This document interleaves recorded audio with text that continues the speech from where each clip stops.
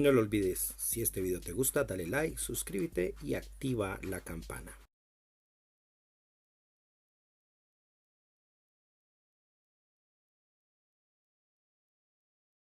Bueno, comenzamos con los jueves temáticos como tal. Vamos a ver la audiencia en este diciembre como está. Igual sé que la gente está ocupada. Sin embargo, pues los estaré haciendo un temario para este momento, para esta época. Y bueno, un saludo a Carlos, a Doria, a Paola, a, a Yael, Lindarte que se acaba de llegar, a Alejo también que se acaba de unir. Un saludo muy grande. Y bueno, hoy vamos con un tema que va a ser el primero de este mes. La próxima semana hablaremos sobre Japón y sobre los misterios que tiene nuestra relación con esta cultura milenaria. La siguiente semana, cerca del 24, hablaré de un poco la diferencia, qué diferenció al cristianismo del judaísmo, por qué se dio esa separación, un poco para contextualizar y dar a tono, aprovechando la festividad. Y en el último día, el último jueves, hablaré, ya que se va a acabar el año, por lo menos desde este calendario, hablaré un poco y aprovecharé para que hablemos sobre dar una reflexión sobre en torno a si el universo se repite, qué pasa con el eterno retorno, qué pasa con esa noción de que las cosas vuelven en un bucle y por supuesto la noción misma de que toda la realidad, el cosmos entero vuelve a reaparecer y se vuelven a dar las mismas situaciones y las mismas cosas, o sea que eternamente estamos repitiendo los mismos actos, los mismos eventos y las mismas situaciones. Bueno, hablaremos de eso. Y hoy el tema que o por lo menos que postulé para esta ocasión, vamos a hablar de algo que es bien interesante y que yo sé porque he estado por allí preguntándole a algunas personas y algunos han tenido la amabilidad de responderme. Y tiene que ver con esa pregunta que nos vamos a hacer sobre si en verdad, si auténticamente han llegado astronautas extraterrestres, tripulantes de naves espaciales en el pasado de la humanidad y han influenciado en nuestra cultura. Ahora, más allá de verlo como un tipo alienígenas ancestrales y antes de ponerse el pelo raro y hacer el movimiento típico de manos de uno de sus personajes quizás más reconocidos dentro de la cultura popular, la idea aquí es hacerse una pregunta también para especular, pero sobre todo para ver exactamente qué se puede saber con certeza de ese tema y si en realidad nosotros podemos afirmativamente decir algo positivo sobre eso, porque definitivamente más allá de si es real o no, es una pregunta interesante, es una cuestión llamativa y que en algún momento, como pues este tema aquí se trata de Pablo y sus mundos, de que hablarles un poco de lo que yo en algún momento pensé, creí, me gustó, indagué.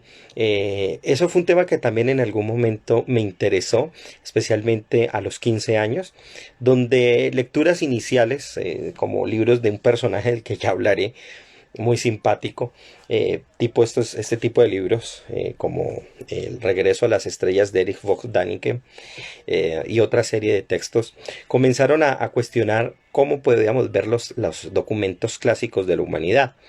Y más allá, vuelvo a decirlo, del procedimiento y de la forma particular y bastante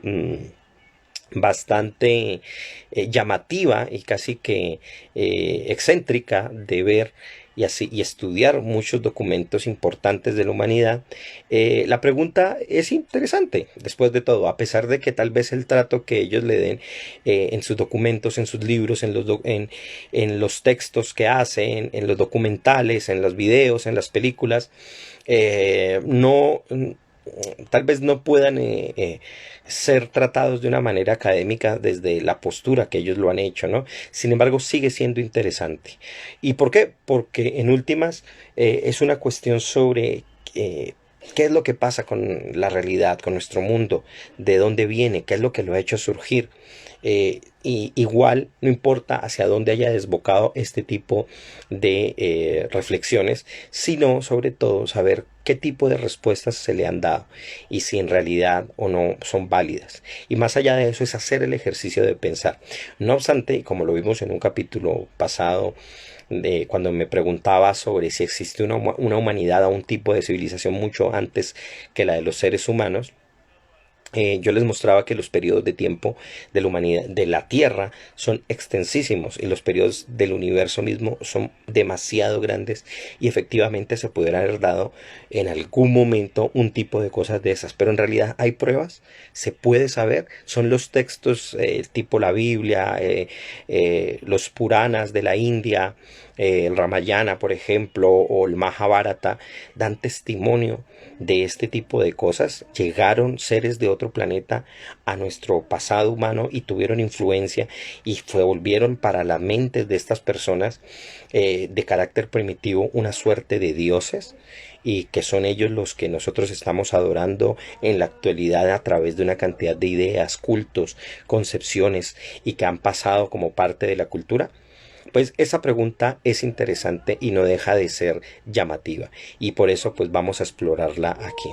Desde hace muchos años este tipo de preguntas han, digamos, rodeado, han sido parte del reservorio de la ciencia ficción, han sido parte de una serie de literatura que se gestó especialmente, no exclusivamente, pero especialmente desde Estados Unidos, y que se alimentó, por supuesto, con la capacidad tecnológica que nosotros, los seres humanos, adquirimos para poder llegar nada más aquí cerca, ¿no? En salir de nuestro planeta, ver la luna, y aún así con todo muchas personas dudan de esto. Pero el punto es que eso es interrogante. Comenzó a invertirse y a pensar, bueno, si nosotros hemos hecho eso en poco tiempo, no, algún momento no se puede haber dado que civilizaciones de otros sistemas solares o de estrellas cercanas llegaran a nosotros a través de viajes interespaciales, y lo hubieran hecho con tecnología muy avanzada, o incluso de nuestro propio sistema solar, ¿ya? Y ese interrogante puede ser que en el día de hoy, por toda la, digamos, fama que se le ha dado a este tipo de programas, como Alienígenas Ancestrales, que ya viene de un canal que, por supuesto, pues ya en la actualidad hace una cantidad de productos bastante dudosos. Sin embargo, sigue siendo válida, ¿ya? Más allá de que muchas veces la respuesta no siempre sea la que le vaya a agradar a muchísimas personas. Un saludo a Dani, que acaba de llegar. Hace rato no te veía. Un abrazo grandísimo. Y también a Leonisa. Hola, ¿cómo estás? Acabas de llegar acá? Eres la mamá de Ana, ¿no? Creo, y de Alejo. Creo que sí. Hace rato tampoco te veía. Bueno, un saludo enorme. Bueno, y el caso es que esta pregunta debe ser indagada, porque de alguna manera nos propone cosas bastante interesantes para poder sospechar. Sospechar tal vez de la lectura común que tenemos nosotros de los textos, y también corregir muchas cosas que damos por supuestas. Ahora, ciertamente la respuesta pues no va a ser como la que comúnmente nosotros tenemos. Un saludo a Iván David también, que acaba de llegar. Le estoy mandando la manito, te estoy mandando la mano, y no te envío. Entonces te mando la salud desde acá. Dani me dice que ya acabó semestre y ya soy una persona nueva, o sea que ya te vamos a tener por acá. Qué bueno, un poquito más. Y espero que te haya ido muy bien. Bueno, entonces vamos a hablar de esta tesis, de esta teoría, que por supuesto en los ámbitos académicos pasa como una teoría pseudocientífica, es decir, que en realidad pretende ser científica, que intenta explicar algún fenómeno, como por ejemplo todos los rasgos y ciertas costumbres y expresiones culturales de muchos pueblos que a nosotros nos parecen raras, y darles una explicación basándose en que son influencia o tienen que ver con digamos, con una suerte de influencia extraterrestre.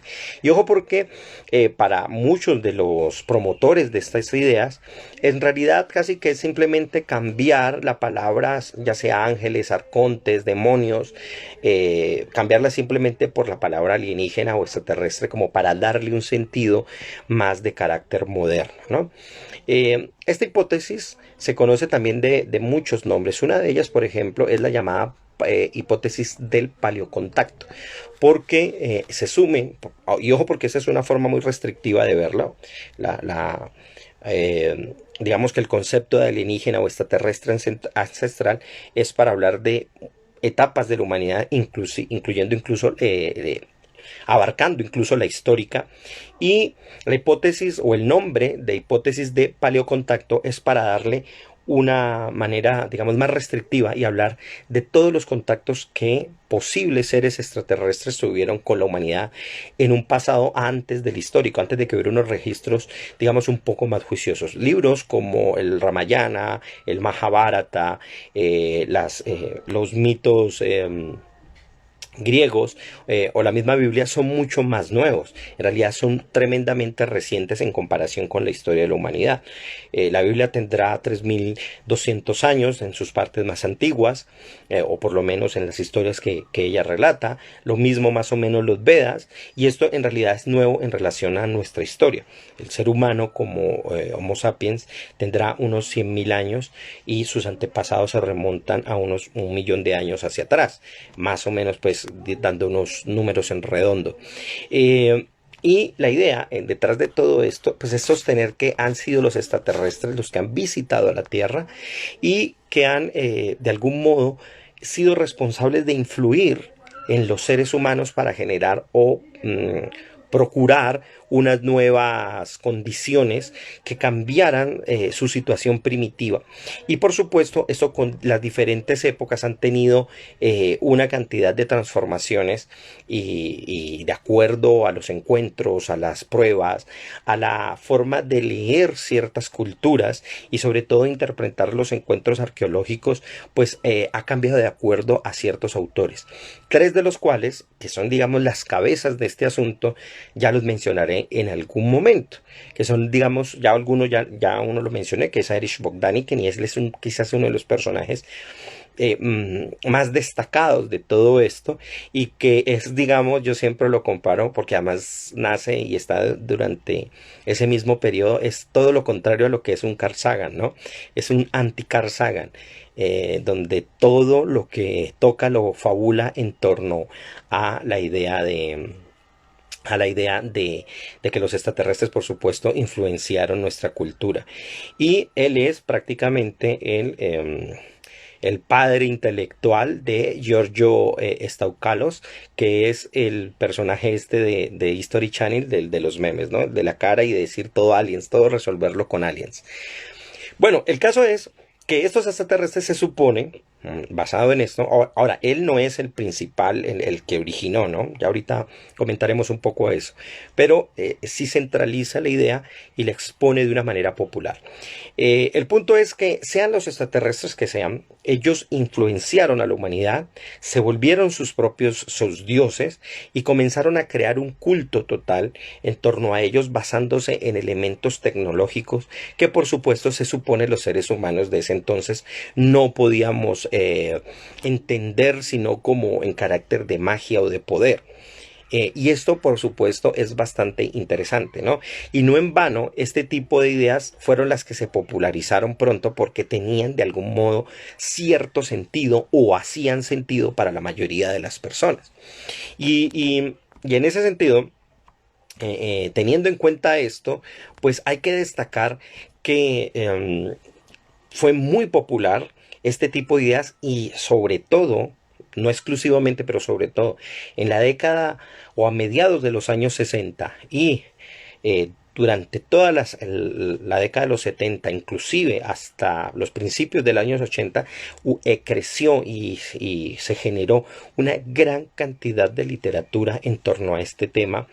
Y muchos autores comenzaron a utilizar la información de Erich Bogdaniken y hacer una lectura o basándose en las afirmaciones de él, hacer sus propias interpretaciones. De tal manera que cada uno presentó su versión e incluso llegó a presentarse a sí mismo como un mediador entre los extraterrestres y nosotros, y ya por supuesto la figura del ángel, del demonio, del arconte en la mitología griega, pues ya no era tan importante ni tan relevante para el mundo moderno, y solo el único que podía, digamos, compaginar para nuestra creciente mentalidad e interés que tenemos por el espacio, pues podía ser única y exclusivamente la figura del extraterrestre.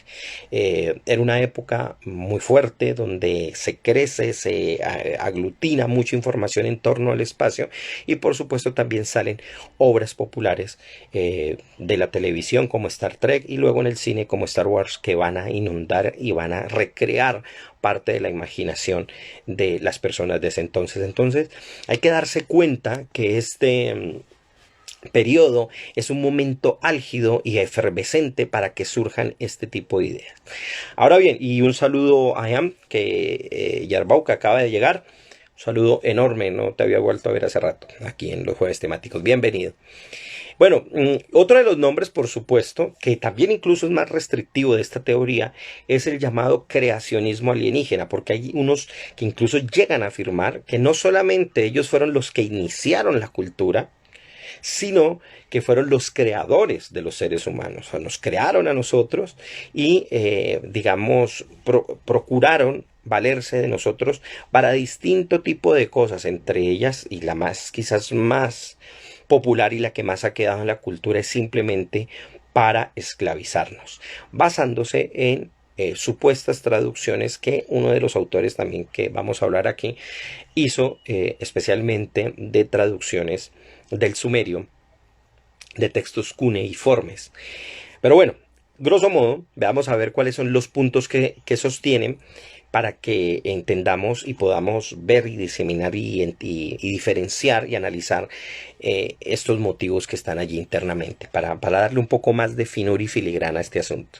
Bueno, una de las ideas que sostienen ante todo este tipo de autores es que los seres humanos son descendientes o bien creaciones de seres extraterrestres que visitaron la Tierra hace miles de años y incluso llegaron a gestar, al encontrar a los seres humanos, procurar generar híbridos, y esos híbridos, que serían una forma literal, o sea, serían híbridos literales, son básicamente los monstruos de la antigüedad, y lo que eso implica que propiamente todos los mitos de la antigüedad tendrían que leerse de una manera literal, es decir, que existía, digamos, el minotauro del laberinto, no como un ser metafórico o como una leyenda o como una historia literaria para recrear a un pueblo, sino que en efecto en algún momento, seguramente en alguno de los libros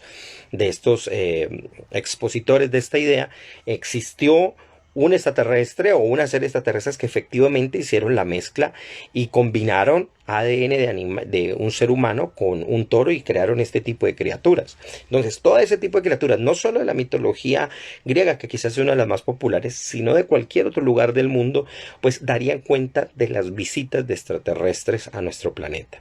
Pero recordemos, como les venía diciendo, que hay que diferenciarlo entre aquellos que dicen que simplemente llegan al planeta, ya los humanos están, cambian nuestra cultura, y aquellos que dicen que incluso hay extraterrestres que nos hicieron y nos crearon. De hecho, en la actualidad, dentro de aquellos que son fanáticos de este asunto, el tema es mucho más amplio de lo que yo voy a dar aquí. Aquí prácticamente voy a hablar de 3 tipos de autores que a la vez nos dan 3 tipos de razas. Quizás el que incluso en esto es más matizado aún, a pesar de que él es el que inicia este chispero, que es Erich Bogdanike, como ya lo mencioné, él no se atreve a decir qué clase de extraterrestre, nada más sugiere la idea, pero ya otros autores sí los identifican de manera más clara y dicen son ellos y llegaron de tal lugar y son tales especies, ¿no? Pero en la actualidad es tanta la fiebre sobre este asunto que incluso en foros de ufólogos, de gente que le gusta toda esta serie de temas. Bueno, no es lo mismo un ufólogo que alguien que cree en la teoría de los alienígenas ancestrales, pero en esta serie de grupos incluso se llega a afirmar que en realidad las razas que han llegado a visitar a los seres humanos son 54 y les dan nombre propio y dicen de dónde vienen y a qué se dedican prácticamente, ¿no? Y lo interesante es que se supone o validan información de supuestos contactados que se supone o que ellos asumen pues como cierta, ¿no? O sea, ante todo la dan como cierta, incluyendo a veces información que es contradictoria entre sí. No olvidemos que en las teorías de conspiración es muy común que se acepten incluso que creencias contrarias entre sí con tal de seguir sosteniendo la misma idea de un poder mundial, por ejemplo, que domina, ¿no? Es normal oír que antes eran los masones, los que dominaban el mundo, era el judaísmo, y ahora como ninguna de esas cosas hay, no es el nuevo orden mundial como se piensa, entonces ya se habla del cabal, ya se habla de otra serie de movimientos, ya los Illuminati no están dentro de digamos, este gran grupo, como se veía hace un tiempo atrás, y ya comienzan a aparecer otro tipo de cosas. Lo mismo pasa digamos, en esta idea y en esta hipótesis de los extraterrestres como gestores de la cultura humana.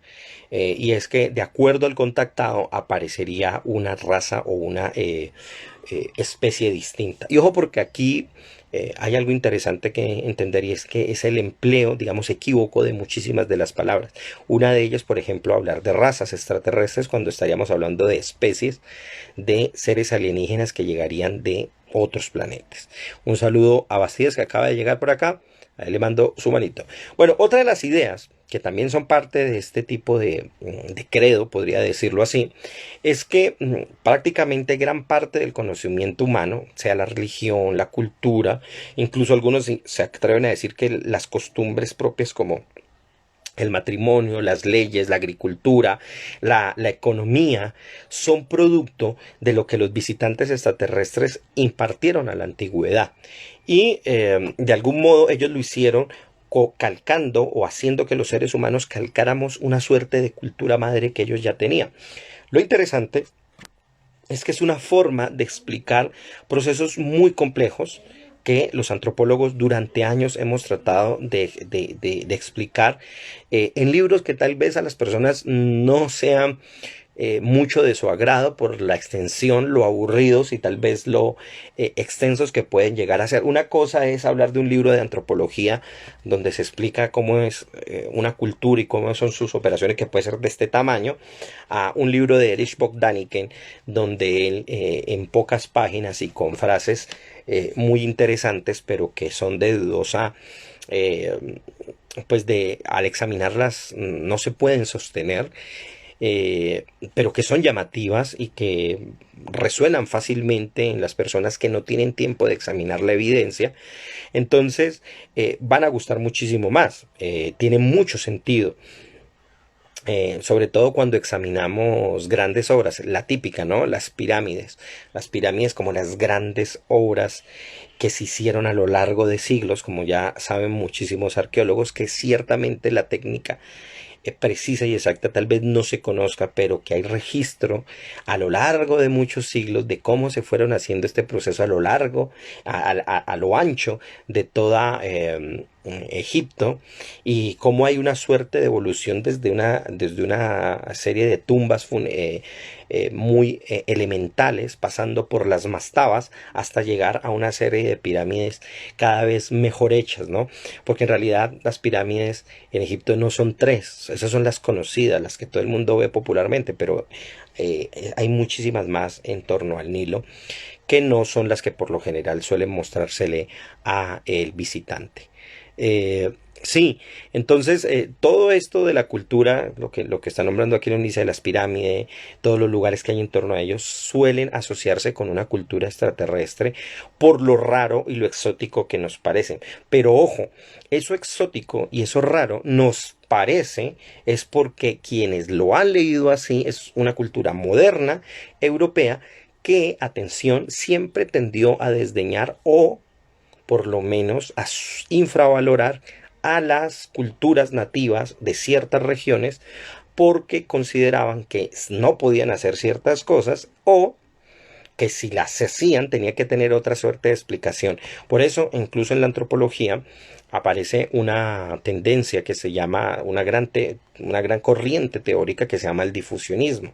Y el difusionismo puede tener mucho de cierto, pero también tiene algo, y es que sin duda alguna expresa una suerte de digamos, de etnocentrismo extendido, por lo que se supone que hay una cultura madre que es la que va a llevar esos procesos culturales a otros pueblos que no lo tienen porque no desarrollan la suficiente inteligencia, porque no tienen las suficientes condiciones. Y esto en verdad está bastante lejos de la verdad. Digamos que la hipótesis de los astronautas o los alienígenas ancestrales es una suerte de difusionismo espacial, donde en este caso los seres humanos seríamos principalmente los pobrecitos del asunto y no tendríamos la capacidad para hacer este tipo de obras. Olvidando que los egipcios y muchísimos pueblos antes que ellos, incluidos los sumerios, ya tenían una capacidad y un desarrollo intelectual para generar este tipo de obras. Pero pues la gente tiende a obviar esto, porque es más fácil y más sencillo entenderlo desde allí. Bueno, otro de los puntos, ya hablaremos un poco más, y es que otra de las ideas centrales dentro de este tipo de, no podría decir de movimiento, sino de creencia, como lo dije antes, es que los viajeros, estos viajeros del espacio, que a ellos indistintamente les llaman astronautas, y ojo porque aquí estoy haciendo, digamos, diferencia con aquellos que ya identifican específicamente de dónde son o quiénes son esos supuestos extraterrestres. Digamos, la tendencia o los más conservadores dentro de estas ideas simplemente les llaman como los astronautas ancestrales. Ellos dicen que, por supuesto, todas las grandes obras de la antigüedad, como ya lo venía mencionando, tipo las cabezas de la isla de Pascua, las pirámides, digamos también estos monolitos de Stonehenge en Inglaterra, y todos ellos fueron hechos bajo condiciones tecnológicas propias de los extraterrestres, porque efectivamente no lo podrían hacer los seres humanos, como ya le había dicho. Ahora, el lío aquí es que siempre se aduce que fue gracias a una tecnología especial que trajeron ellos, pero nunca se dice qué tipo de tecnología es. Es decir, no aceptan una explicación natural al respecto, pero tampoco dan ni postulan en verdad cuál es el tipo de evidencia que ellos presentan para decir qué tecnología se empleó. Y esto es bastante interesante porque de esa manera pues se zafan de una manera muy olímpica de una explicación adecuada. Otro de los elementos para ellos dar cuenta de que hubo una influencia de estos antiguos astronautas es que, y sobre todo es una forma muy interesante, es siempre apuntar a una falta de explicación de los registros históricos y arqueológicos para llenar con ese hueco o llenar ese hueco con la explicación de los alienígenas ancestrales. Es decir, no se puede explicar, la única explicación, por lo tanto, es que son aliens. Y eso es un procedimiento muy común en la forma de razonar, no solo de este movimiento, sino de muchos otros para resolver una cantidad de datos y de problemas que se llegan a dar. Y el quinto momento de esto interesante es que llegan incluso a utilizar otra serie de elementos que se supone dan cuenta de la intervención de los extraterrestres. Esos son los llamados OPARs, o son digamos, objetos por fuera del contexto, y para ellos muchos dicen esto es ejemplo de que los extraterrestres ya emplearon tecnología en el pasado y la enseñaron a los seres humanos. Y estos OPARs son una suerte digamos, por decir algo, chips en el pasado, hace millones de años, que supuestamente se han encontrado, y elementos tecnológicos, bombillas. Hay una parte muy graciosa en uno de los libros de Erich Bogdanike, que él simplemente explica como una gran bombilla a una imagen funeraria que está en un sarcófago egipcio, y la forma de él explicarlo es que eso es una bombilla que los extraterrestres le enseñaron a hacer a los seres humanos. Y esto es bastante gracioso, ¿no? Y digamos, a mí como antropólogo, leer este tipo de cosas pues en algún momento puede parecer gracioso, pero llega a utilizar tanto ese procedimiento de explicación que ya se hace bastante cansón y harto. Yo incluso en una nota que había puesto hace muchos años aquí en el libro, que les mostraba, puse aquí, dije, Daniken es el ejemplo de la plena desfachatez en la investigación, porque la manera en que manipula la información es sorprendente, es muy llamativa. Pero bueno, les decía yo que esto había iniciado hace muchos años, ¿no? En los años 70, pero no, digamos que se da esa situación allí. Pero quizás el que inicia esto, el autor que comienza a detonar esto, es uno que ya no es muy recordado en la actualidad y es el señor Harold T. Wilkins. Y él, en 1954, fue el primero que planteó esta idea y la presentó en un libro que no tuvo ni pena ni gloria, pero que precisamente fue el que llegó a operar de una manera muy interesante en Erich Bogdaniken, y él, pues, que tiene una capacidad de monetaria buena, se dio la oportunidad de viajar por el mundo e ir a muchísimos lugares, y eso sí es algo interesante en la vida de Erich Bogdaniken. Ya hablaré de él un poco más, o por lo menos de sus ideas, y es que él se dio a viajar por el mundo y a recoger muchísima información. Incluso llegó a caer varias veces en trampas arqueológicas que le comenzaron a vender a él como supuestas cosas viejas, y que él, en algunos de los documentales iniciales, muchos de ellos anteriores en años completos a la famosa serie que ya lleva 14 temporadas de Alienígenas Ancestrales, pues lo presentó como objetos verdaderos. Digamos, el primero que ustedes pueden encontrar de documentales, lo pueden encontrar en YouTube, se llama La carroza de los dioses, donde él toma y compendia algo de la información que él ya había dicho en un libro, que fue el primero que él escribió, en un libro homónimo, y que simplemente calcaron, y que para ese entonces pues se presentó como una tesis bastante llamativa, pero por supuesto completamente desfasada. Un saludo a mi hermana Cris, que acaba de llegar. Ahí te mando la mano, hermana. Y bueno, lo interesante es que estos no son los únicos autores. Digamos que ya desde unos años atrás, desde el mismo mormonismo, se presentan, por ejemplo, una suerte de ideas que ayudan a alimentar a todo esto. ¿Y por qué nombro a los mormones? Porque ellos, especialmente en ciertas enseñanzas que no son tan abiertas, o por lo menos no directamente, esto uno lo puede encontrar en libros un poco más internos de ellos, aseguran que Dios es realmente un habitante de otro planeta que orbita una estrella a la cual ellos le llaman Kolob.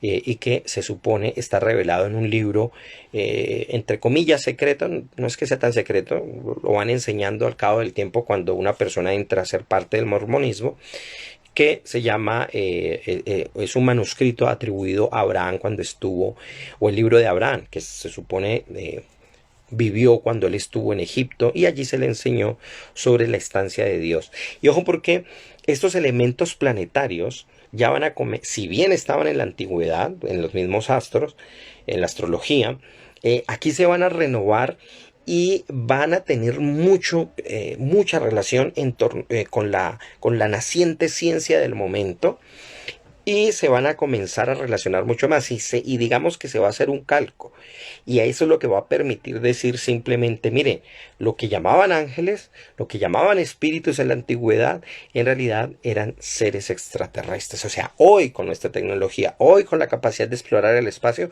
podemos entender eso y podemos asumir que de esta manera, que así se puede interpretar esos textos. De hecho, hay tendencias muy heréticas dentro del mismo mormonismo que no tienen ningún problema en decir efectivamente que muchos de los seres espirituales que ellos mencionan, como por ejemplo el famoso ángel Moroni, que es el ángel que le enseña las tablas a José de Smith, es un extraterrestre, o por lo menos tiene una vida ya extraterrestre, ya va hacia otro planeta luego de haber sido un ser humano. Eso también influenció o llegó a generar un ambiente dentro del mundo de del espiritismo para generar una relación bastante particular de muchas creencias donde todo esto se comenzó a confluir.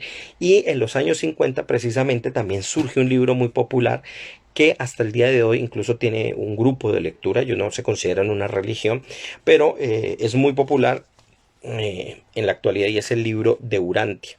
Y es un libro que se supone tiene unas revelaciones hechas por unos seres entre espirituales y extraterrestres. Y digo extraterrestres porque hay ubicaciones de planetas dentro de un gran sistema universal que está descrito allí, con una serie de frases bastante, digamos, complicadas, un poco crípticas, y en las que intentan cifrar una suerte de conocimiento que se supone es superior, pero que en verdad cuando se ha rastreado las fuentes que están allí, pues se han encontrado mucha literatura del momento que tenía que ver con esta suerte de ideas que se estaban gestando durante esas décadas.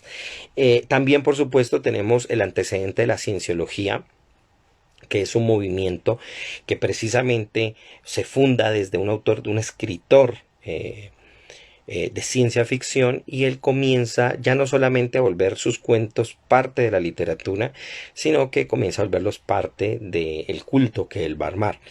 Y de esta manera pues hay toda una condición cultural para que esto se dé. En ese momento es que aparecen los tres personajes que voy a hablar ahora, que son los que van a centralizar este tema y que lo van a poner y lo van a exponer con toda la serie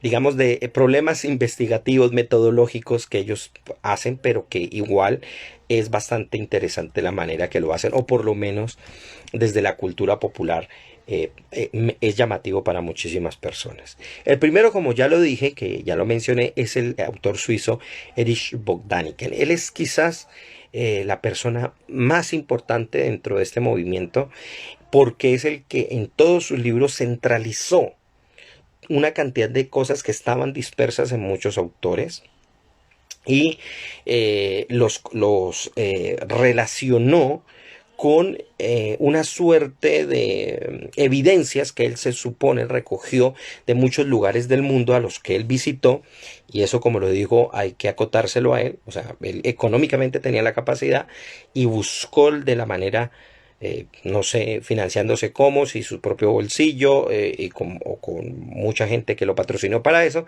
pero viajó por el mundo y quiso buscar aparente prueba para dar a confirmar aquellas ideas que él tenía. Y ojo, porque aquí viene algo importante y que es propio y veces de las malas investigaciones, y es confirmar sus creencias sustrayendo información, sacándola del contexto para dar a entender cosas que él quiere que se entiendan así. Y aquí hay bastante problema con eso. Pero bueno, veamos un poco algunas propuestas de Erich Bogdanike, que como les digo es el que más nos presenta cosas. Y él da 7 cosas que son básicas y que a lo largo de sus obras se van a presentar. Ya otros autores pues van a dar sus propias versiones. Van a explicar o ampliar un poco más, o van a detallar en cada una de ellas. Pero básicamente él es el que nos da los elementos que van a continuar durante años en esta llamada teoría de los alienígenas ancestrales. Lo primero que él nos dice es que Erich Bogdanike es el primero que, con el libro que ya les mencioné, que apareció en 1960, La carroza de los dioses, él centra toda la información. Y eso es importante porque para él, al centralizar esa información, es una forma de afirmar positivamente de que efectivamente hubo una influencia extraterrestre en la creación de la cultura humana. Y en ese sentido lo que él va a hacer es tomar mucho el folclore humano popular y lo va a explicar a la luz, especialmente y sobre todo iniciando a partir de examinar la misma Biblia y los textos de la India, especialmente el Ramayana. Y él va a hacer eso, va a hacer un examen a la luz de ese sentido de todo lo que se supone son las grandes obras de la humanidad. Un saludo a Jorge, que acaba de llegar acá. Otra de las cosas interesantes de Daniken es que para él ciertos artefactos y construcciones monumentales solo requieren una habilidad tecnológica mayor a la de las culturas que están allí. Él es el que comienza con eso. Y es una suerte y ojo de eurocentrismo muy interesante y extendido hacia el pasado, porque por lo general no cuestiona las mismas obras, o si es que las hay, similares en el mundo europeo, sino que todo lo hace en torno a aquellas grandes obras de la antigüedad, los mayas, las pirámides mayas, las pirámides egipcias, porque considera que en un ser humano no lo podía hacer. La única explicación posible para él era la influencia extraterrestre. Von Daniken también sostiene que estos artefactos fueron construidos directamente por visitantes extraterrestres o por humanos, atención, que aprendieron dicho conocimiento de esos visitantes. Es decir, él es el que establece esa conexión y esa influencia, que hay una forma de traspasar una suerte de cultura, una suerte de endoculturación extraterrestre humano, en la que estos extraterrestres dieron a conocer a los seres humanos. Ojo, ¿por qué? Porque él va a tomar especialmente de un libro que extiende una narrativa bíblica, que es el libro de Enoch. Él va a comenzar a entender lo que ya les había dicho, entender en clave que lo que se entendían en los antiguos como extraterrestres, en realidad, como ángeles, en realidad eran extraterrestres. Con ese mismo sentido, otra de las cosas que hace von Daniken es examinar el arte y la iconografía de todos los pueblos que él haya visitado y comienza a encontrar vehículos aéreos y espaciales en cualquier lugar, ¿no? Y comienza a explicarlos a la luz de esto que ya les he dicho. Ahora, lo interesante es que siempre lo hace de acuerdo a la visión del ovni que se tenía en esa época. Porque si yo me pongo a pensar, si digamos efectivamente esto es cierto, ¿por qué tienen que aparecer los ovnis que nos imaginamos nosotros? ¿Por qué no aparece como prueba otra serie de artefactos totalmente distintos, de los cuales incluso fuera tan difíciles descubrir que no podríamos detectarlos porque no los conocemos en la iconografía? Él no se plantea esto. Erich von Daniken simplemente ve ovnis donde él quiere verlos y comienza a explicarlo en torno a eso. Otra de las ideas de Daniken es que sostiene que todas las culturas separadas geográficamente en realidad comparten los mismos temas artísticos, gracias a que tienen el origen común extraterrestre. Muy interesante esto porque en ese mismo periodo, en los años 60, la antropología tenía en auge a un gran autor como Jean Lévi-Strauss, y él planteó en el estructuralismo que los seres humanos teníamos cosas similares en nuestra cultura, porque en últimas hay una estructura cerebral común entre todos y que tenemos una manera de pensar en común, por más distintos que seamos culturalmente.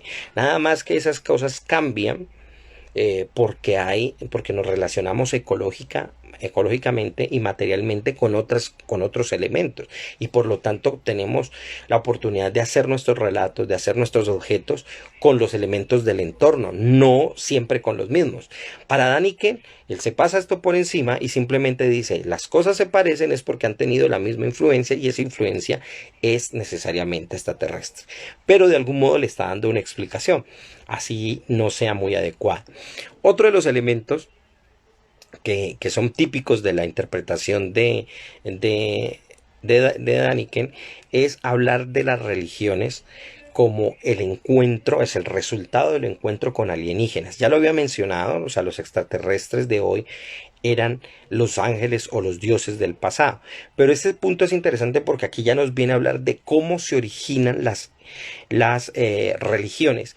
Y él toma siempre como ejemplo el tema de el llamado culto del cargo.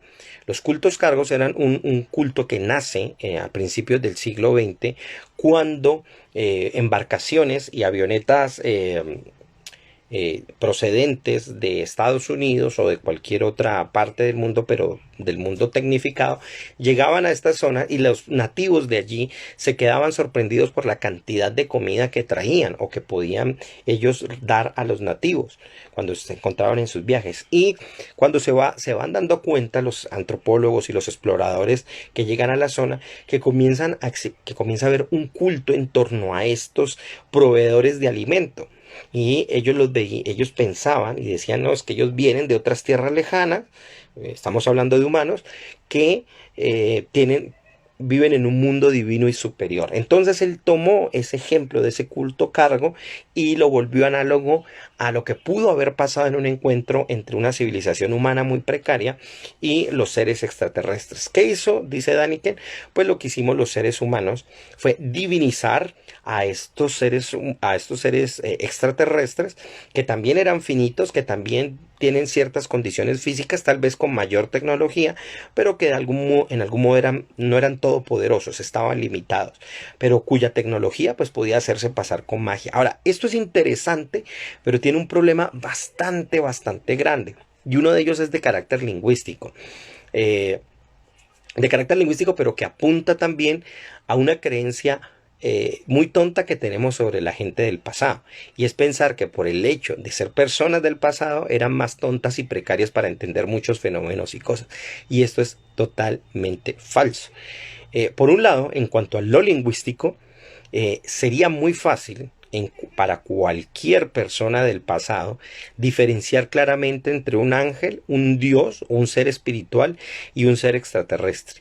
¿Tenían las lenguas del pasado una forma de distinguir esto? Sí la tenían y podrían haberlo hecho. Es más, los mismos extraterrestres, si alguno de ellos hubiera sido, digamos, muy ético en su proceder y en la forma de acercarse a los seres humanos, bien podría haber hecho la aclaración y decirle, no, no somos dioses, venimos de tal lugar y somos seres vivientes como ustedes, pero de otra parte del universo.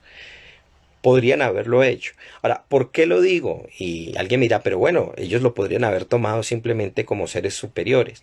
Sí, pero esto decir esto es olvidar la cantidad de elementos culturales del entorno que pueden haber hecho propicio esta idea de la sacralización. Es que no nos bastan extraterrestres. Para el mundo antiguo, la divinidad o el sentido de lo divino no solamente no tenían por qué venir de otra parte del universo, o incluso el uso de ciertas técnicas o de ciertas plantas podían haber hecho generar la idea y la presencia de este tipo de entidades. Aquí viene la pregunta, ¿la Biblia tiene influencia de los extraterrestres? Voy a hacer una aclaración aquí. Todo depende qué vamos a definir por extraterrestre. Si por extraterrestre nos vamos a la literalidad, entonces sí, porque un ángel, Dios o lo que sea, pues es extraterrestre, o sea, es por fuera de la Tierra. Pero si a eso nos vamos, si su origen es por fuera de la Tierra, es externo a la Tierra, pero si a eso vamos, hasta los mismos seres humanos y todo es extraterrestre en su proceso y en su evolución y en su desarrollo. ¿En qué momento vamos a hacer el corte y cómo vamos a definir?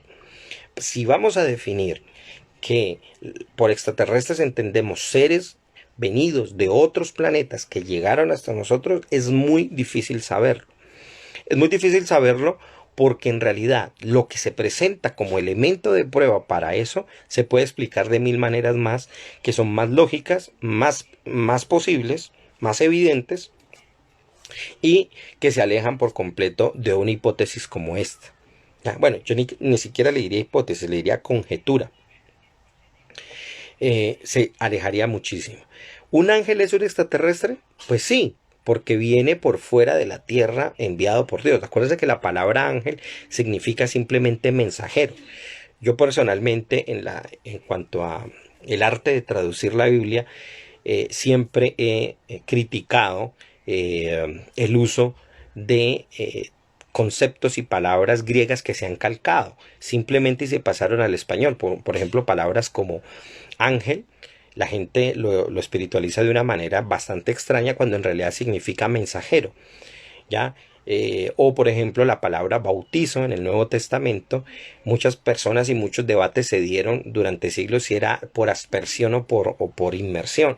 La misma palabra se lo dice, el bautizo es inmersión, no es aspersión como lo hacen en el catolicismo. Es así de simple, o sea, si nos vamos a la palabra, o la palabra cruz o palo, para hablar del lugar donde fue ejecutado Jesús. El texto explícito nos dice que es un estaurus, es una estaca, era un palo, no necesariamente nos está diciendo que sea una cruz. Y así puedo dar muchísimos ejemplos más. Entonces decir que es extraterrestre se podría haber dicho fácilmente, digamos, en hebreo antiguo. Decirle a alguien, decirle eh, un extraterrestre que hubiera llegado acá y le hubiera dicho que él era Lehutz Laaretz, por fuera de la Tierra, o Lehutz la Tevel, le hubiera entendido efectivamente que está hablando por fuera del planeta. Y no necesariamente tendría que haberse atribuido la divinidad, salvo que quisiera, por supuesto. Pero lo que quiero decir es que los antiguos no eran tontos como para dejarse simplemente engañar por este tipo de cosas. O tampoco eran lo suficientemente tontos como para no elaborar historias procedentes de su propia imaginación y hacer creer cosas sin necesidad de hacer intervenir seres extraterrestres. Además, porque en ese momento la astronomía no estaba lo suficientemente avanzada como para imaginar otra serie de cosas como hoy ya sabemos y hemos comprobado. Por eso, incluso muchas leyendas antiguas de muchos pueblos no descartarían incluso eso y claramente las diferenciaban.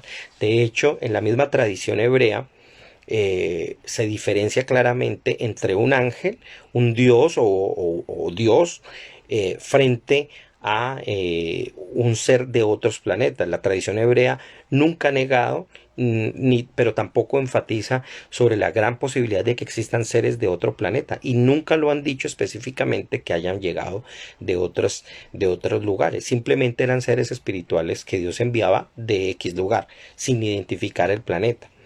Y sin embargo, la tradición no niega la posibilidad de que existan este tipo de entidades. Ahora, lo llamativo detrás de esto es que ya es diferente en el caso de los Puranas en la India. En los Puranas de manera específica sí se dice que existen ciertos seres extraterrestres y que ellos llegan al planeta y se identifican más de 4.800 razas. Un saludo a David que acaba de llegar, pero atención, que lo digan y lo mencionen no necesariamente quiere decir que hayan llegado, porque eso tendríamos que simplemente hacer un acto completo de fe frente a esa literatura y decir que simplemente lo hicieron.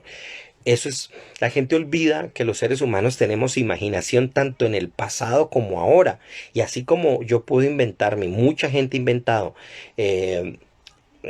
libros de ciencia ficción en la actualidad, lo mismo hacían en el pasado.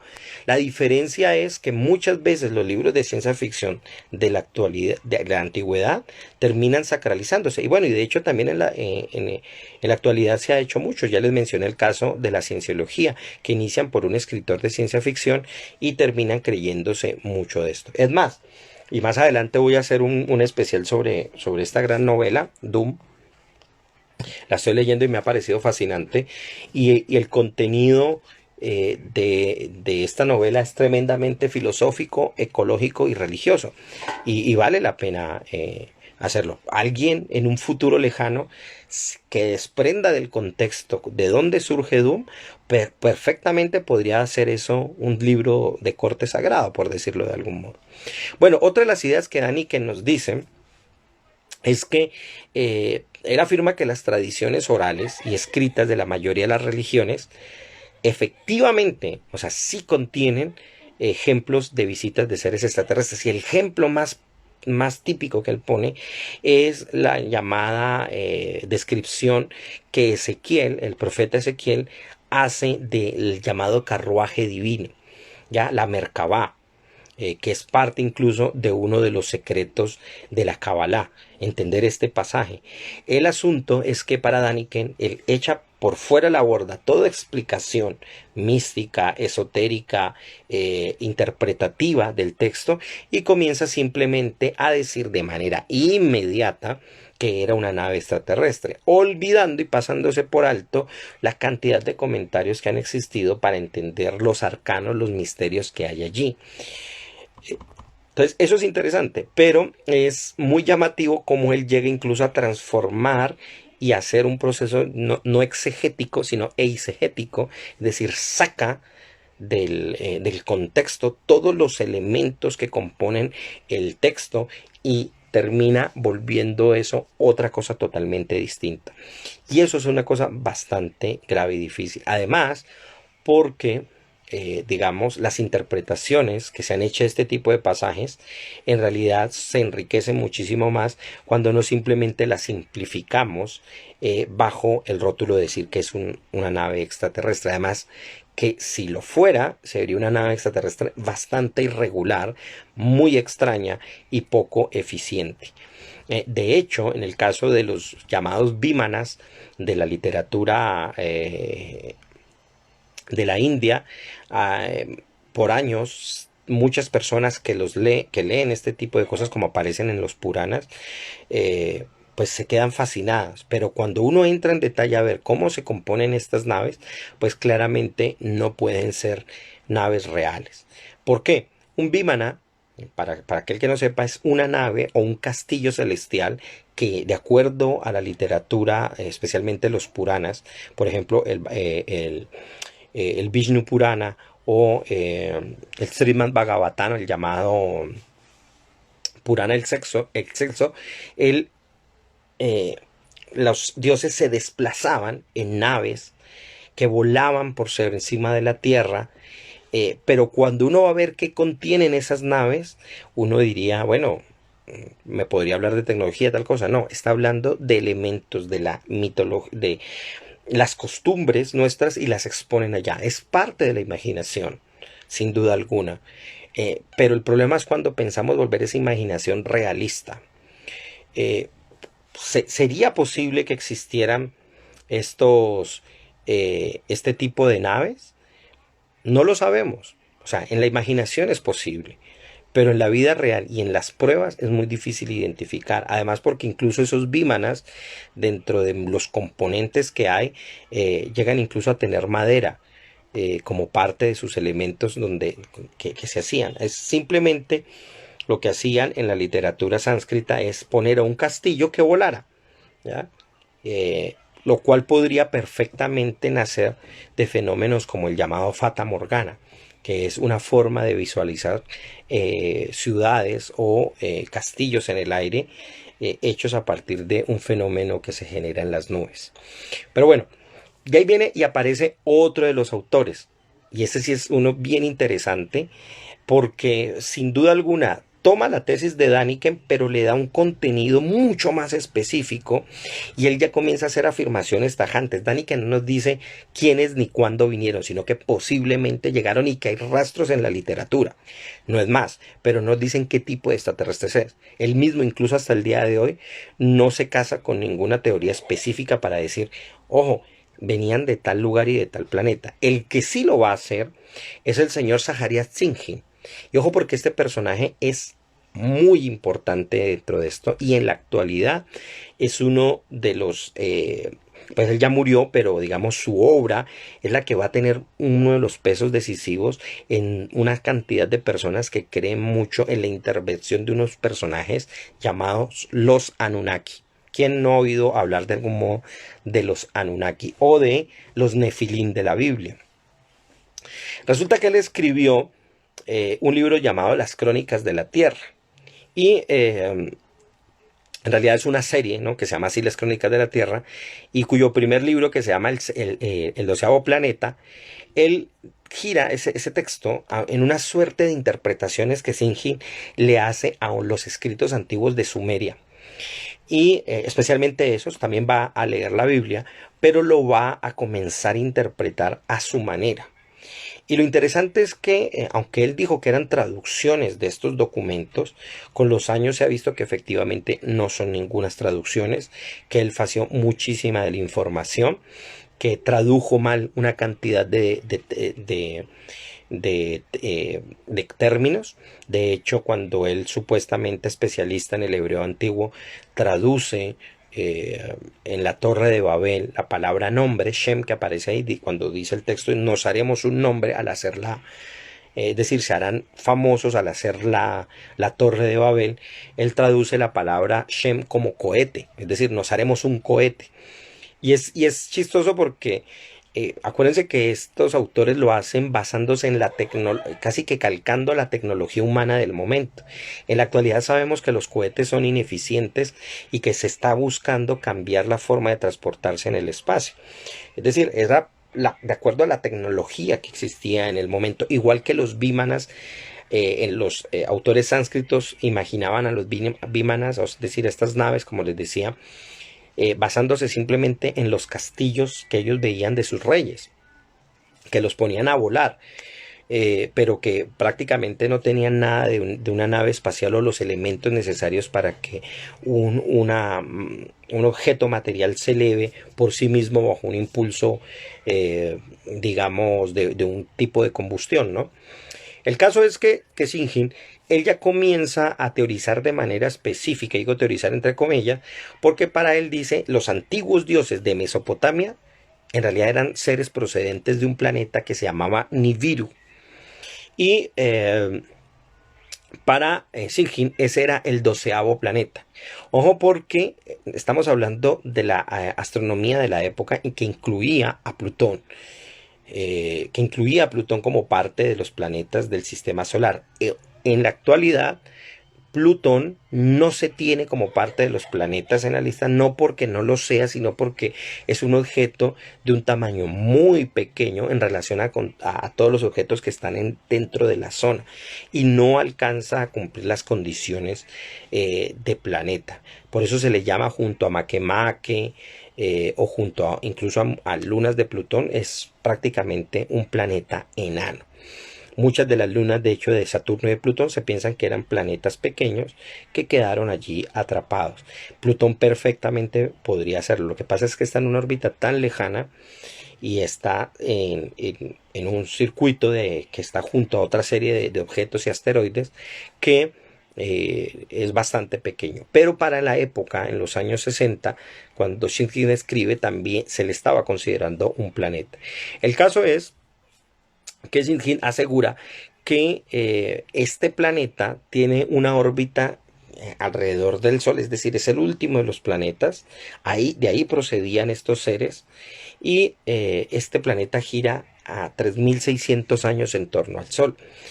De acuerdo a él, existió otro planeta llamado Tiamat, que en algún momento, por esta órbita tan excéntrica que tiene este planeta, se encontró con él y fue destruido. ¿De dónde estaba Tiamat? Estaba entre Marte y Júpiter, y eso explicaría, de acuerdo a él, el cinturón de asteroides que existe entre estos dos planetas.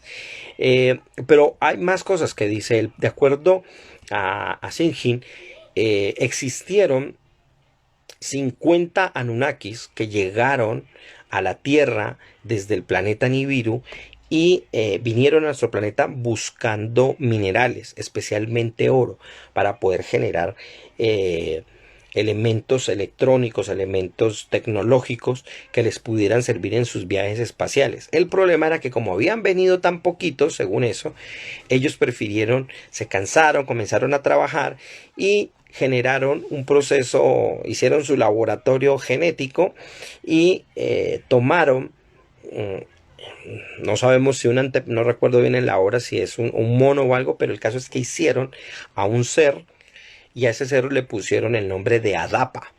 Este Adapa va a ser, o sería, el que luego los hebreos conocerían como Adán.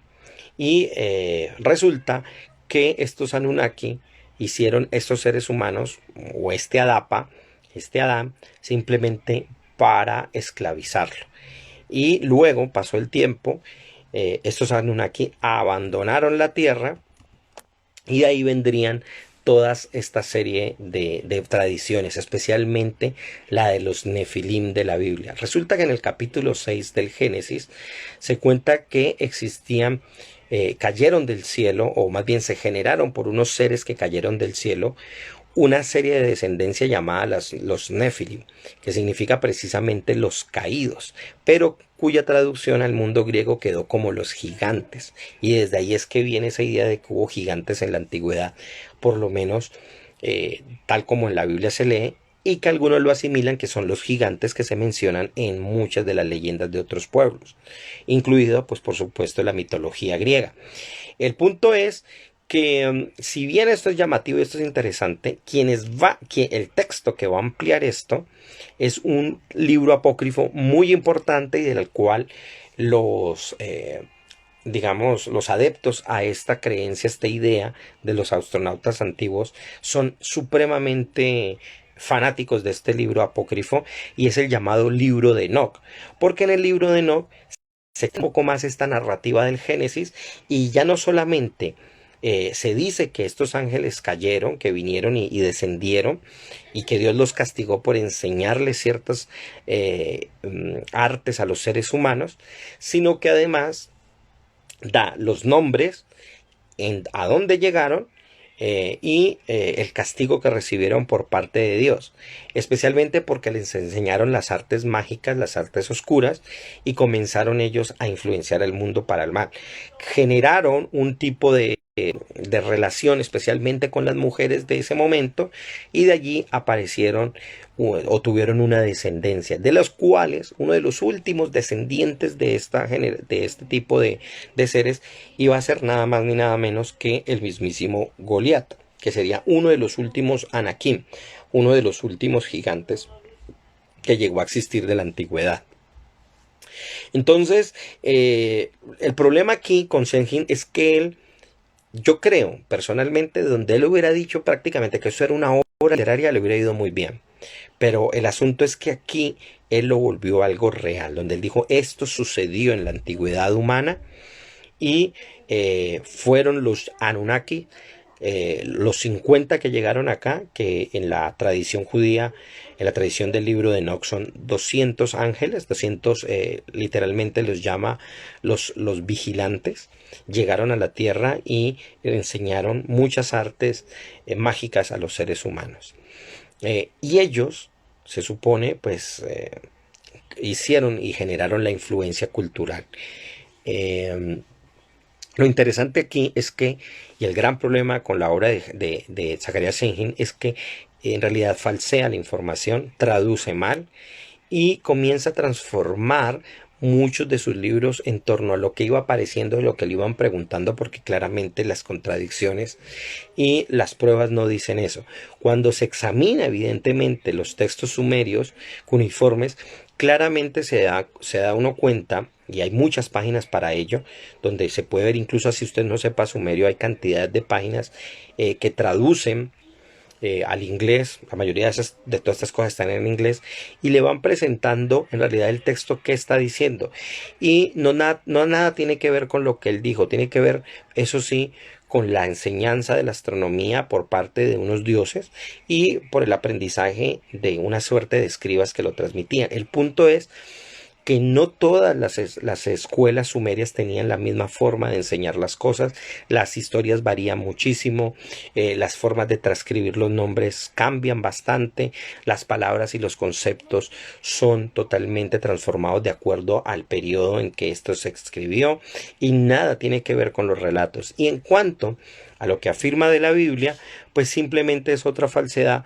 porque hay una extensa tradición en el mundo judío como para definir efectivamente de qué se está hablando cuando se habla de los Nefilim, cuando se habla de los ángeles, cuando se habla de los gigantes, etcétera, etcétera, etcétera. Entonces es simplemente otro ejemplo de cómo se fragua una literatura en torno a una idea. El tercero, y no menos importante, de los autores en torno a este tema es el famoso, para aquellos que conocen esto, y es el famoso David Icke. David Icke era un antiguo jugador de fútbol de Inglaterra. Jugó muchos años, creo que en los años 60. Después se retira y comienza a tener un programa radial. Él en ese programa comienza a ser popular la idea que quizás ha popularizado, y es el otro extremo de Erich Bogdanike, porque él no solo hace lo que dijo Zecharia Sitchin, sino que además lo actualiza y y presenta la idea de que los extraterrestres no solamente influyeron en el pasado, no solamente vinieron, como dice Erich Bogdanike, no solamente influyeron y dejaron rastros en la cultura específica y venían de tal planeta, sino que aquí específicamente David Icke ya va a decir que esos Anunnakis que llegaron en realidad siguen teniendo influencias sobre los seres humanos, al punto tal de querer conspirar contra ellos y dominar. Y lo hacen porque en realidad esos Anunnaki no son nada más ni nada menos que seres reptilianos, que se han disfrazado en la élite humana y quieren generar a partir de una cantidad de procesos de control un dominio sobre la humanidad, las vacunas, todo esto de las vacunas, el 5G, ¿qué otra cosa? Las cámaras, todo este sentimiento de ser acorralados por un nuevo orden mundial. Si hay alguien que ha alimentado esta idea, no solamente con las sociedades secretas, o con los judíos nosotros siempre detrás de todo esto, sino que le ha dado un tinte extraterrestre, es este señor, David A. Él en su obra incluso va a planos incluso más altos y habla que estos seres reptilianos, que son seres terribles con poderes psíquicos, incluso están ellos a su vez dominados por lo que en la antigüedad se conocían como los arcontes, que vendrían siendo entidades metafísicas que están muy por encima incluso de cualquier vida extraterrestre y controlan psíquicamente a los seres humanos para que, digamos, vivamos en el error, vivamos en la mentira y sigamos perpetuando los sistemas de opresión. Entonces, con David esto se radicaliza muchísimo más y podríamos decir que es el ala extrema de eso. Es decir, no solo los extraterrestres han tenido influencia, sino que la siguen teniendo y nos siguen dominando, la gran mayoría de ellos para mal. Ahora, junto a él han aparecido muchísimos otros autores que le han querido dar una versión esperanzadora a esto. Entonces aparecen los pleyadianos, aparecen extraterrestres de Marte, venusinos, o sea, tanto del sistema solar como por fuera de él, y ya nos quieren dar un mensaje esperanzador, un mensaje de paz, de vida, de amor y toda esta serie de cosas, para darle una vertiente menos terrorista al asunto, menos drástica, y aliviar un poco esa visión que tenemos nosotros sobre el espacio. Sin duda alguna, y ya desde el ámbito literario, pues esto tiene que ver muchísimo con un autor del que espero dedicarle en algún momento un buen jueves temático, y es el gran, porque me recuerda mucho por supuesto, a Howard Phillips Lovecraft, que con uno de sus libros más conocidos, La llamada de Cthulhu, pues inundó o presentó esta idea del cosmos como un lugar terrorífico para el ser humano, donde entidades supremamente fuertes y agresivas y milenarias, cuya fealdad y cuya poder nosotros no nos podemos ni acercar ni comparar, pues han habitado mucho antes que nosotros este mundo y este universo. Digamos que David X hace una versión muchísimo más popular, literariamente muchísimo más inferior, y simplemente ha dado una explicación a algo que para muchas personas tiene más sentido, exponer al mundo y a la historia de nuestro planeta como algo que está siempre rodeado de una serie de conspiraciones.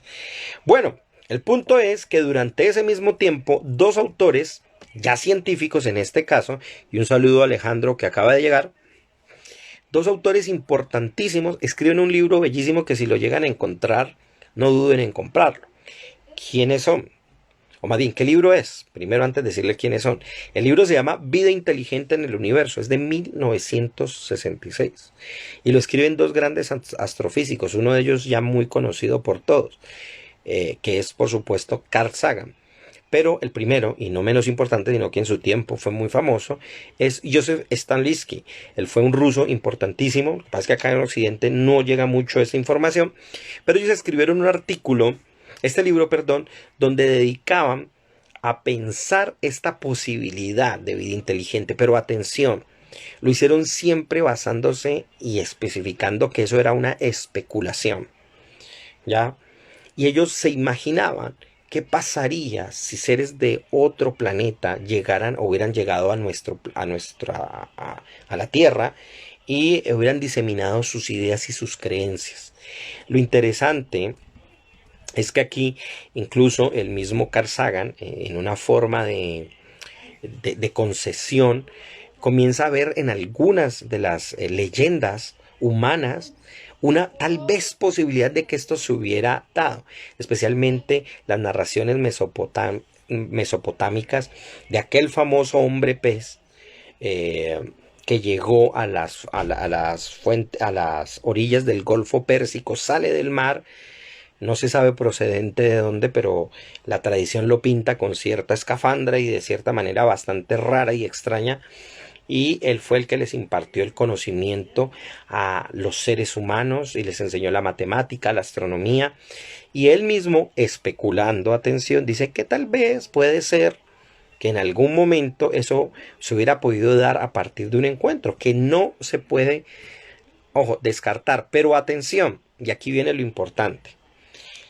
Los autores todo el tiempo son cautelosos en decir que eso es real, sino que simplemente lo presenten como una posibilidad que tal vez se puede haber dado.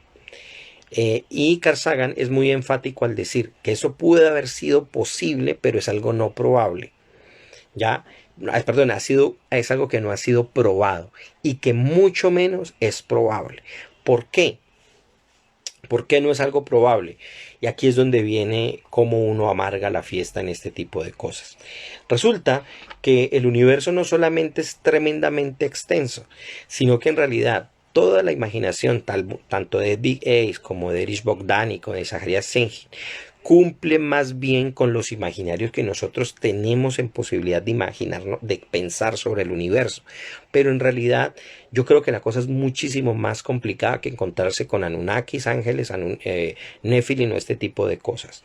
Yo creo que eso pertenece más a la capacidad humana de crear y de pensar en conceptos abstractos y darles una personalidad a este tipo de cosas.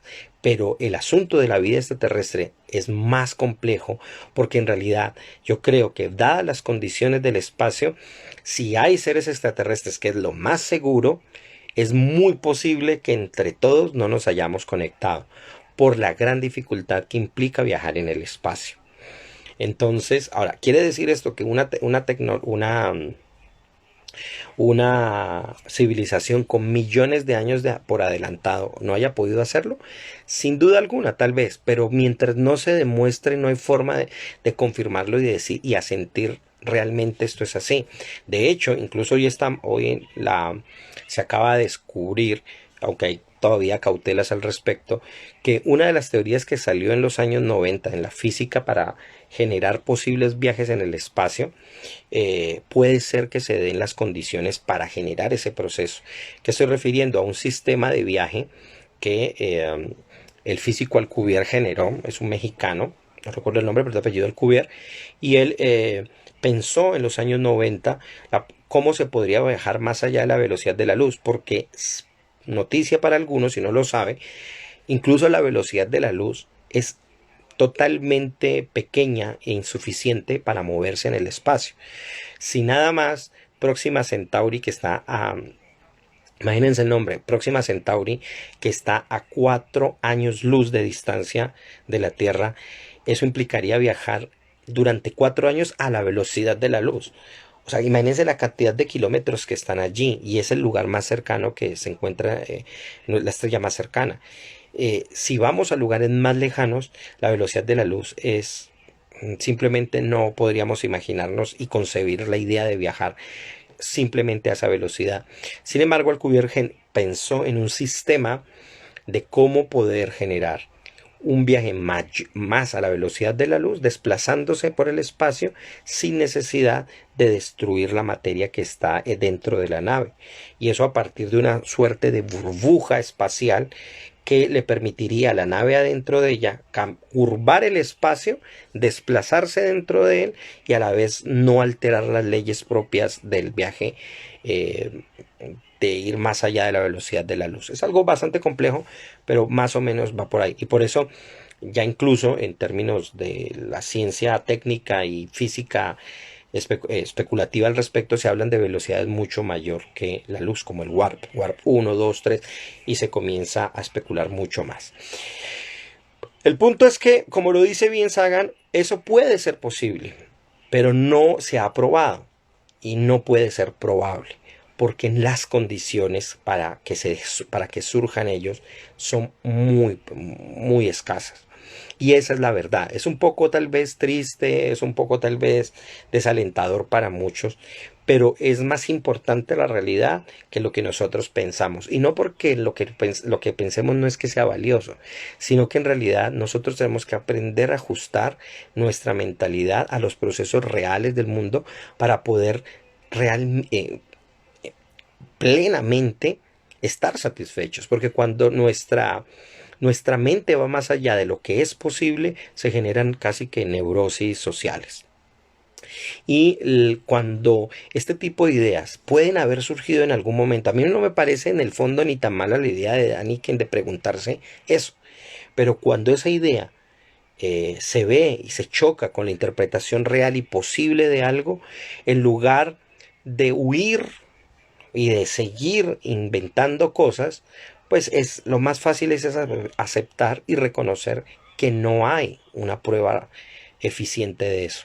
Ahora, eso niega, y atención, yo no estoy negando aquí la existencia de seres extraterrestres, ni mucho menos. Lo más seguro es que existan, y que tal vez existan por montones. Es más, se especulaba hace poco en un estudio científico que nada más en nuestra galaxia, a alguien le puede parecer poco, pero en realidad bajo el estudio, lo que se podía decir en ese estudio es que podrían haber en nuestra galaxia tal vez hasta 36 grandes civilizaciones extraterrestres. Ojo, como una posibilidad, no como algo que se haya comprobado empíricamente. Simplemente es especulando, basándose en el tiempo, en la cantidad de estrellas y asumiendo que algunas de ellas hayan alcanzado y hayan pasado el umbral civilizatorio y hayan pasado eso que se llama los grandes momentos de la historia de una civilización, que le permiten ir más allá del poder tecnológico evidente. Nosotros los seres humanos estamos apenas alcanzando el primer escalón hacia hablar de una vida y una civilización planetaria.